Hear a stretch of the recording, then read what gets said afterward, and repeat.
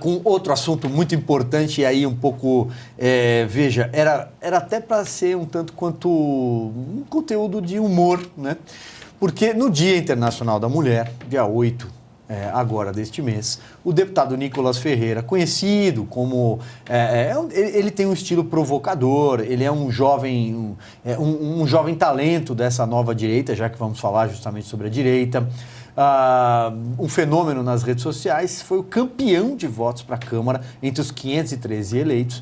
Ele pegou uma peruca loira e subiu até a tribuna da Câmara. Naquele momento, a sessão era comandada pela deputada Maria do Rosário, do PT, todo mundo conhece. E é claro que a bancada feminista estava lá em peso, a bancada de esquerda. E o que o Nicolas foi fazer? Justamente dizer que ele não tinha lugar de fala naquela tribuna, por ser Dia da Mulher, que ele não poderia falar, mas que ele, ao vestir aquela peruca, se sentia como a deputada Nicole. E fez um discurso, por exemplo, contra a presença de trans no esporte, ou seja, homens biológicos disputando modalidades femininas, e como isso desequilibra as competições femininas.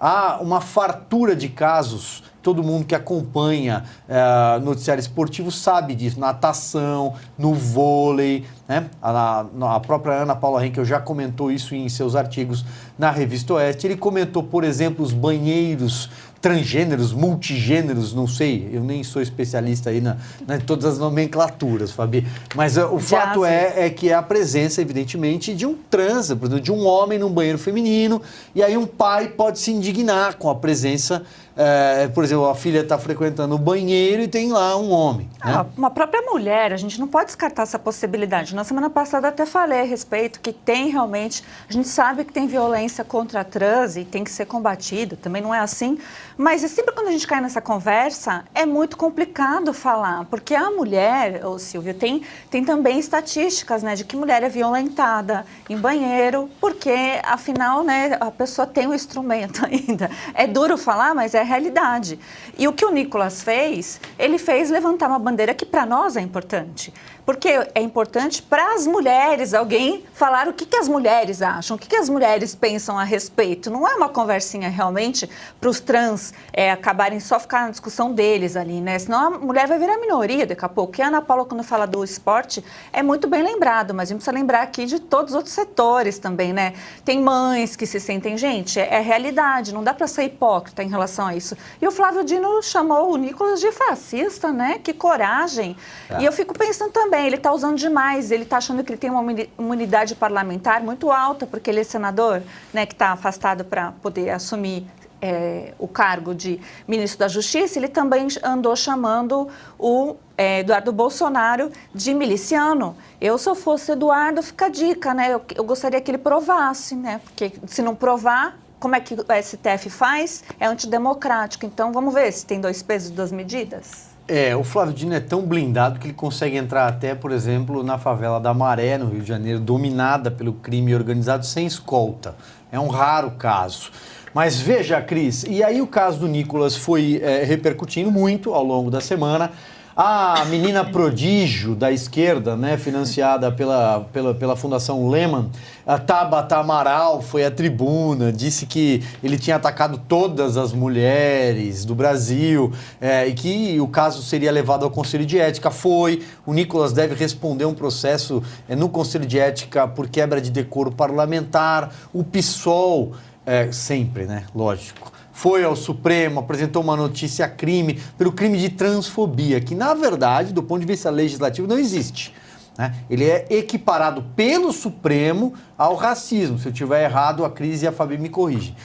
Ao racismo, mas é uma decisão do Supremo, porque não tem amparo em lei. Né? Não tem.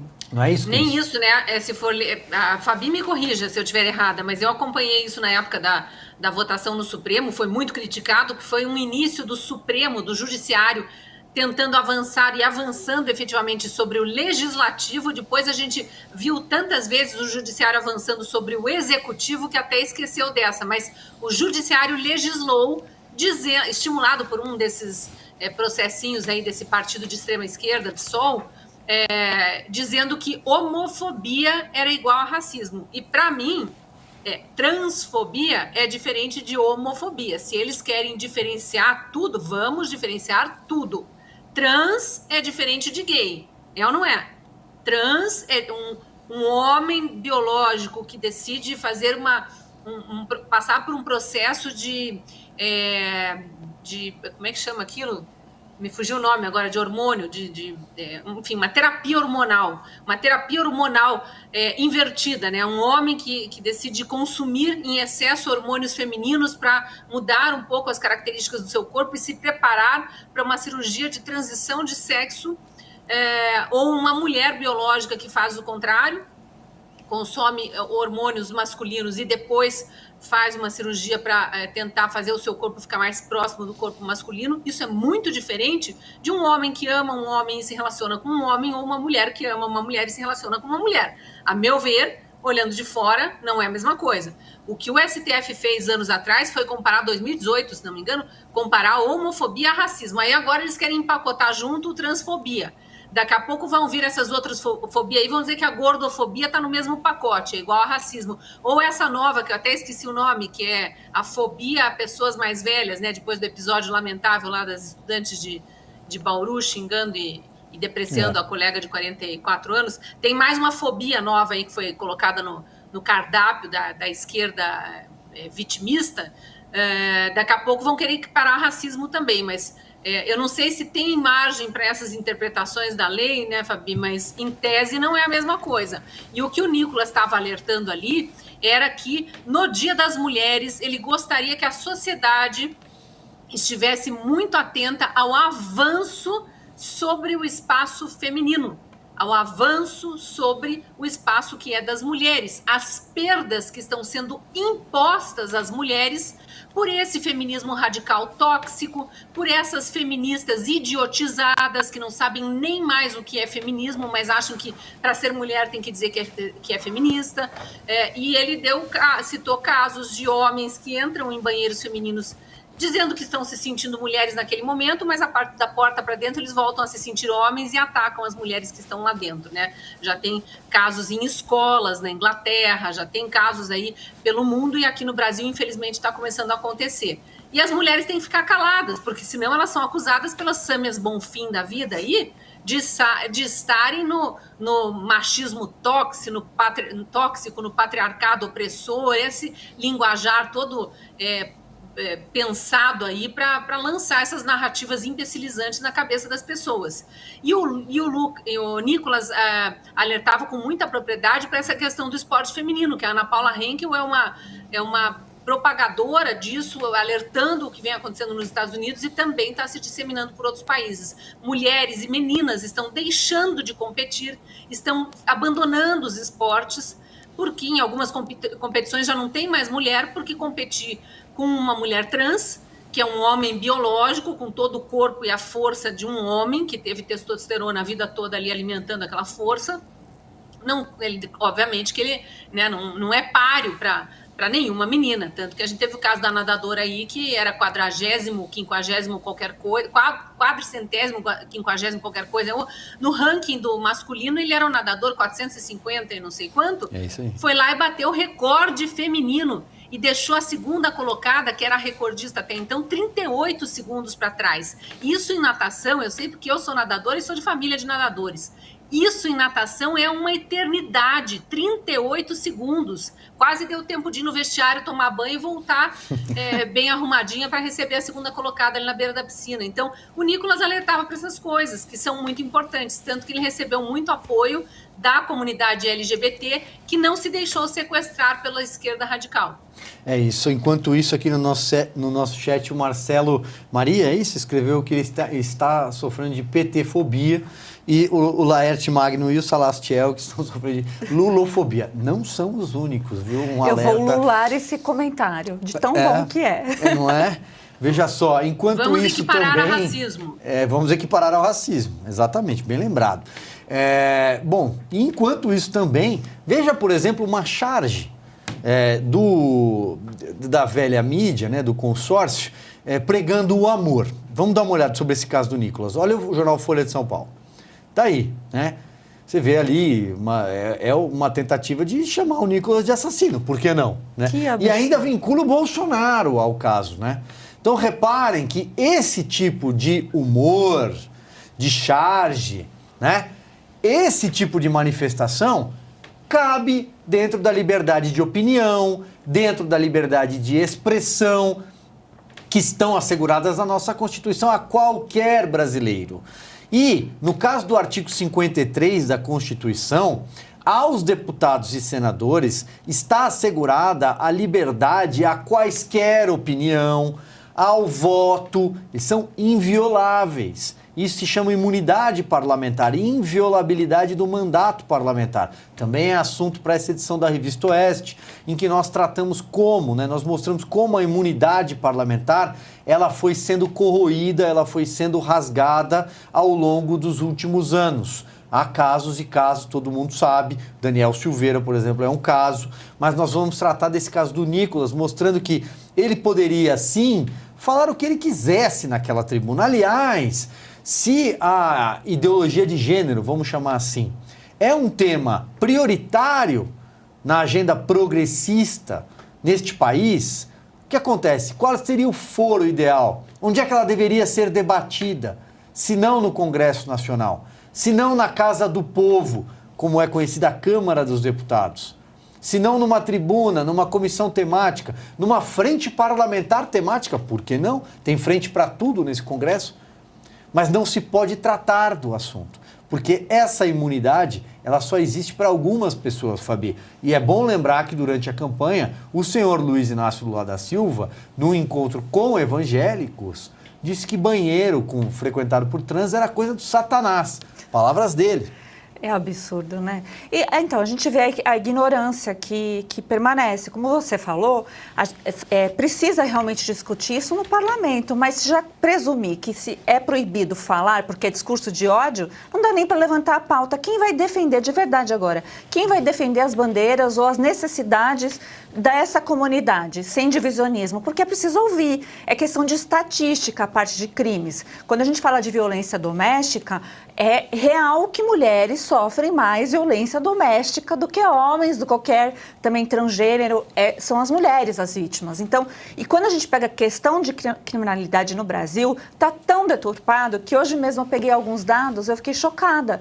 Mas falam muito, né, que o Flávio Dino também falou recentemente contra os policiais, né, de uma forma genérica, mas eu peguei um dado de 2021 que no estado do Rio de Janeiro morreu 3,6% dos policiais da PM do Rio de Janeiro. E isso era uma matéria da Istoé, né, de 21, acho que do 5 de 2021 da Istoé. Então, gente, para a gente entender que essas coisas têm que ser faladas sim. E a questão do Nicolas, ele levantou ali, muita gente falou, mas não é a forma. É a forma sim, porque o PT, quando ele quer falar, ele não falou no Senado, que é mais polido, mais polite, que o Sérgio Moro era corrupto, sem ter, né, essa confirmação de corrupção? Então o Nicolas está falando ali, ele falou em defesa das mulheres, não contra os trans. E os trans, alguns até entenderam isso, e agora uns tiveram que até procurar a polícia. Então, quem pratica o ódio verdadeiramente? Quem são os ameaçados? Aqueles que falam contrário a essas pautas à esquerda? Quem é que manda nisso? E a gente tem que dar o crédito, porque é sabido mesmo. Tem muita gente com interesse internacional interessado nisso. Por que será que Soros está investindo pesado no governo Lula, como diz a Cris, né? É para se perguntar. É isso aí. Aliás, olha só, a Nielce Gregório falou para você, Fabi, que ela é advogada, ela está com bloqueio para conseguir lidar com o ordenamento jurídico brasileiro hoje em dia, né? Persista. Persista, evidentemente. Cris, para a gente amarrar o caso Nicolas, teve até manifestações até de LGBT, né, a favor do Nicolas, dizendo que daqui a pouco vai ser proibido ser hétero no Brasil, né? Gente, que o Nicolas estava exercendo a função parlamentar dele, ele tinha todo o direito de falar o que ele quisesse na tribuna, é inviolável. Ali é o foro correto para se falar esse tipo de coisa. Mas tem determinados assuntos que viraram proibidos no Brasil. Proibidos no Brasil, e essa esquerda radical, esses extremistas aí, esses petistas, psolistas, esses comunistas e os lulistas idiotizados, mesmo doutrinados e idiotizados, eles não estão percebendo o quanto a liberdade de expressão já foi tolhida.